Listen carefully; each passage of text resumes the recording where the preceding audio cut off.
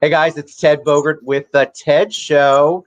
I am really excited and honored to have this guest on, Monique Worrell. Welcome to the show. Thank you so much for having me. I'm very excited to have you on. I enjoyed our conversation right before we went live. I try to follow things as much as I can. I love your social media, I like your platform. And so I'm always excited to have somebody who's a servant leader slash community leader on the show. So I know a little bit about you, but I'm not sure if the audience does. So will you give us a little origin story? Sure. So thank you so much for having me. It's a pleasure to be here. My name's Monique Worrell. I'm a candidate for state attorney in Orange and Osceola County. I started my career in this community 20 years ago as a public defender. I date myself every time I say that. um, After that, I went into private practice where I practiced criminal defense work.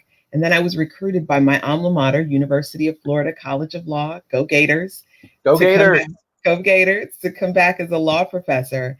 And there I developed the Criminal Justice Center and am responsible for training many of the criminal law practitioners across the state and some throughout the country. And I always taught my students to go out and fight for fairness and equality in the criminal legal system. So After you've been seven, an yeah, advocate. Go ahead. I'm sorry. yes, I've been a criminal justice reform advocate for my entire career. After 17 years of doing that, I went to the state attorney's office, and as an assistant state attorney, I led the conviction integrity unit where we investigated cases of wrongful conviction. And after that, I was recruited by Reform Alliance, a national nonprofit organization, again, based on criminal justice reform, to do probation and parole reform. And I developed their legal department where we advocated for probation and parole reform. So I've been doing this for a little while. You have been doing it for a little while. You don't look like you could be doing it for that long at all. Thank you. Thank you so Uh, much. so tell me about reform, though. It sounds like reform and being an advocate has been part of who you are for a long time. Were you always like that as a child? Did you come from a household where there was advocacy? So yes, I've always been like that. And yes, it started from a child. And it's not because I come from a household where there was advocacy, but I came from a household that was impacted by the criminal legal system. My oldest brother, who's a veteran of the United States Air Force, was diagnosed with PTSD and bipolar disorder. And like many people with that disorder, he self medicated because the medication that's prescribed often makes them feel uh, like zombies. So he self medicated for relief and developed an addiction. And because of that addiction, he spent much of my life in and out of the criminal legal system. And at the age of 9, I knew that it was wrong to incarcerate someone who was mentally ill and addicted. And my entire path has been based on reforming the criminal legal system as a result of that. You have a very personal reason. I think that's what happens. You get that personal experience, Yeah. and those are some of the things you never forget. You just know that feeling. You know what it was like to think about your brother back then, and I'm sure it's been a motivating factor. I think anything to do with advocacy, though, brings on a lot of people grow. I feel like they grow out of it. They grow into their career and they grow out of it, but you haven't done that. No, that was my purpose. That was my destiny. So every single step that I've taken in my career path has been moving me towards that. And although the path that I'm on now was what I perceive to be an unlikely path, it's directly in line with everything that I've done. Isn't that amazing how that works out? Why did you think it would be unlikely? Because I fought on the defense side for my entire career, and I thought that that was the way for me to make a difference. It wasn't until I went to work as an assistant state attorney and I began researching and studying wrongful conviction and the leading causes of wrongful conviction and how they are preventable. And when I realized that those causes were still in practice in the state attorney's office, I realized that the best way to actually impact change in the system was to do it as a state attorney. So I'm going to get to the state attorney run in a little bit, but I want to ask you about the title is A Fresh Perspective on Justice. It couldn't be any more timely with everything that's going on. And I'd like to ask you if you can give the audience your perspective of Black Lives Matter. And we Yeah. talked a little bit in pure transparency a little bit before, because I always like to ask the guest if they're comfortable talking about it. I think we need more people to be comfortable talking about it. But can you give us your perspective? Yeah, so like I told you earlier, it's something that I've actually been asked about a lot lately. And initially, I didn't understand why there was such a deep division between this Black Lives Matter and All Lives Matter. And as I began engaging in more conversation, what I realized is that we are not saying something different. We really are saying the same thing. It's just for people to understand that the reason why Black Lives Matter is said is because, yes, we want all lives to matter, but all lives cannot matter because currently Black lives do not matter. When and unless and until Black lives begin to matter, all lives don't matter. Where do you think the gap is in people understanding that? Is it because you just really have this divisiveness and it's never going away, or do you feel like there's an education component that we're missing? Yeah, I think there's definitely an education thing that's missing. I spoke with several individuals who said that they were off put by Black Lives Matter because that made them feel like their life didn't matter, right? Right. So they're perceiving it incorrectly. They're perceiving Black Lives Matter as an indictment against everyone else's life, when in fact Black Lives Matter is said to say, in order for it to be all inclusive, Black Lives Matter have to matter too. And why do people in your, just, I didn't ask you this before, but I am curious. Why do you think people feel like they have to choose Black Lives Matter over Blue Lives Matter? What's it's just there's such a they're all not disarrayed, but they're not in conjunction with each other. I think people feel like it has to be one or the other. What do you think? You know, I think blue lives are not a thing, right? Law enforcement is a profession, it's not a life, right? It's a profession that people choose and that they can choose to not do as well. Being Black is not a choice. So I just think that there is no comparison between the two, and that they should not; those two conversations should not be had, because differently than all lives and Black lives, uh, I've seen the Blue Lives Matter discussion being held in a disparaging context. Right. All right. So you are running for state attorney. Congratulations. Thank you. Before we get into that, tell us what a state attorney is slash does. Yeah. And that's a really good question, because honestly, the state attorney race is often not very well paid attention to.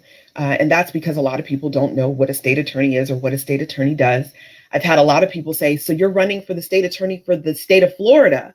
And no, is the answer to that. I'm not running for state attorney for the state of Florida.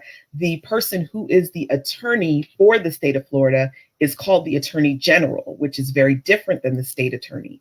The state attorney, and there is one for each of the 20 judicial districts, I'm sorry, judicial circuits, is the individual in each circuit who determines what charges will be filed, whom charges should be filed against, what penalties should be sought when convictions are obtained, how individuals should be dealt with after convictions or prior to convictions being obtained.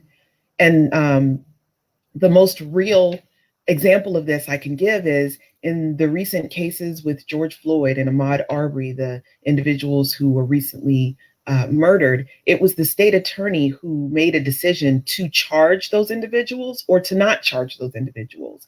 And that was a big thing, because there were a lot of people saying, well, why weren't charges brought in those cases? And Right. those were decisions to be made by the state attorneys in those individual cases. So you mentioned earlier that you are very pro reform. You're about you use the word, you didn't use the word judicial, but you're about reform in general. I'll let you give the real definition there. But where is that in the whole scheme of things as far as state attorney goes? Why state attorney, and how does that make the impact that you want it to make? Yeah, and that's a really good question. So if you look at the history of our criminal legal system, you'll see that we had a lot of things that happened, like crime bills of the 80s and 90s, the war on drug, a lot of failed policies that have led to mass incarceration. And when I'm talking about mass incarceration, I mean that since the 70s, we've increased our prison population here in Florida by more than 300%. Okay.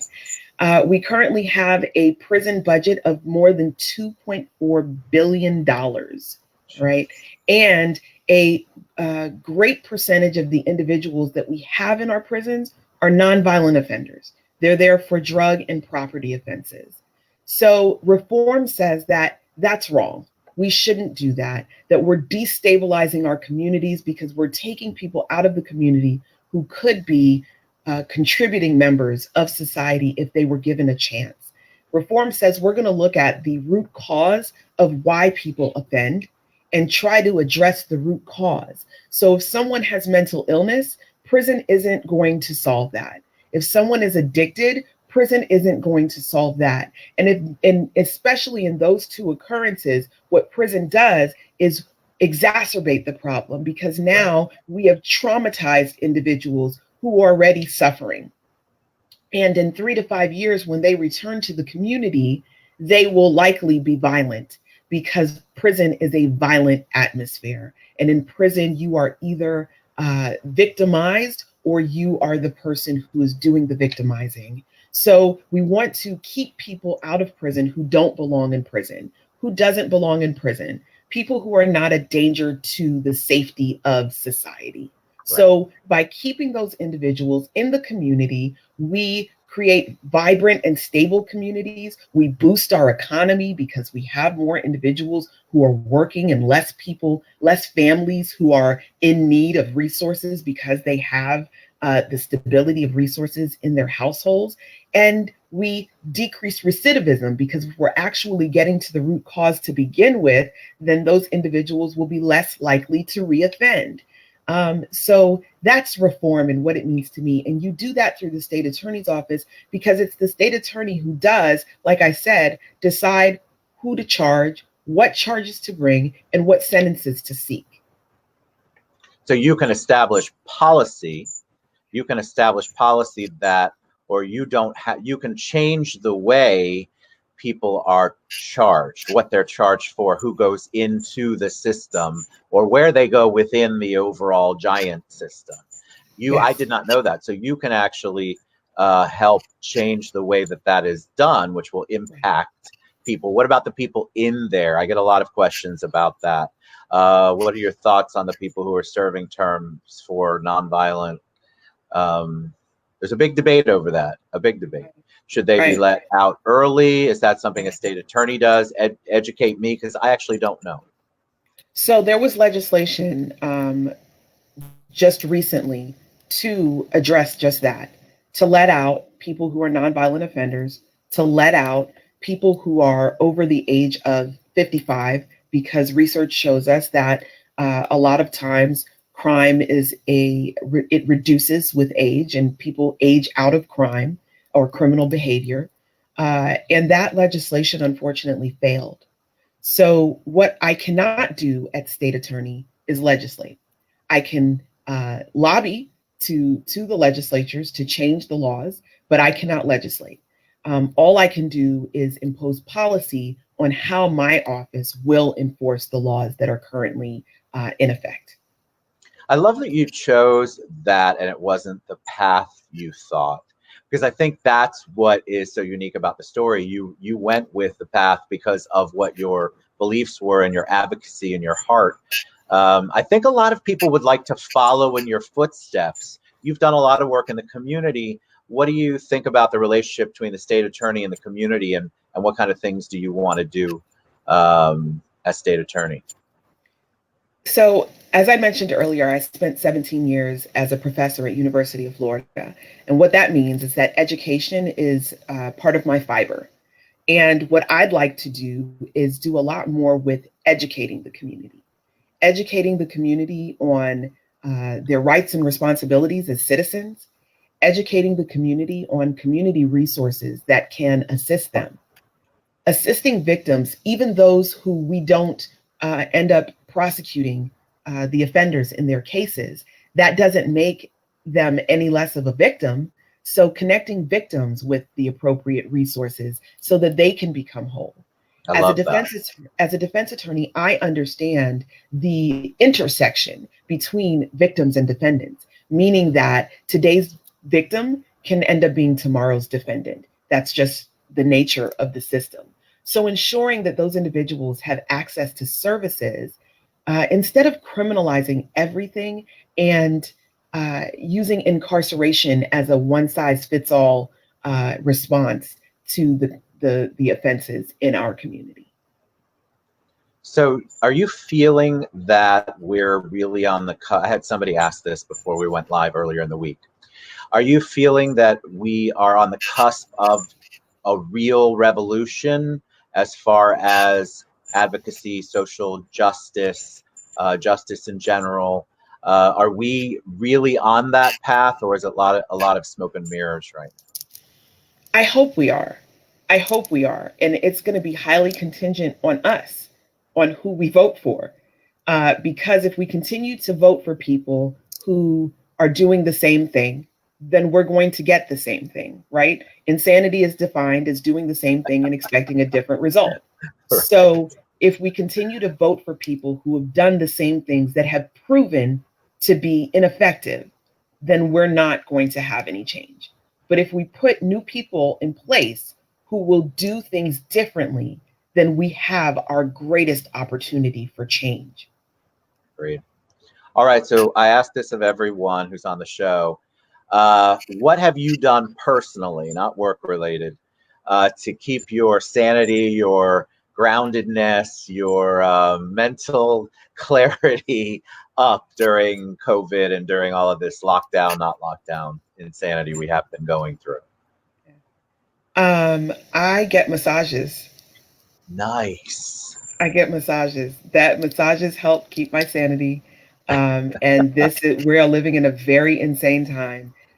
So every couple of weeks, I unplug and I take an hour to get a massage at Oshun Day Spa in downtown Orlando. Awesome. Oh, a good plug too. I like that. Small business guys, support Yes. local. Yes. I love that because I think people need that self-care. I like to hear different ideas. I think at the height of it all, nobody knew what they were doing and everybody was in this stressed out, frenzied mode. And then of course we've got so many ups and downs and we're all trying to figure out, maneuver through whatever this new world is. How do people get involved in your campaign? If somebody wants to reach out to you, ask you questions, support you, what's the best way for them to reach you? So first, let me say, please, please, please get involved in my campaign. And you can do that at moniqueforstateattorney.com. It's MONIQUEFOR, stateattorney.com. On social media, I'm at Monique for State Attorney on Facebook and elect Monique State Attorney on Instagram. So please, please, please check me out and let's get involved and help me bring this thing to a race. You're a joy. Thank you so much for coming on and sharing your perspective. It's just so important, I think, for the community to see leaders and people involved like you talk about the issues in a way that is from the heart. It's to see that. It's one of the reasons why I love this platform, because you really can see what's going on in somebody's face and you can hear it in their voice. I really, really appreciate you being on, Monique. Thank you. Thank you so much for having me, Ted. It's been a pleasure. All right. See you guys. MoniqueForStateAttorney.com. Scroll across the bottom. We'll see you guys later.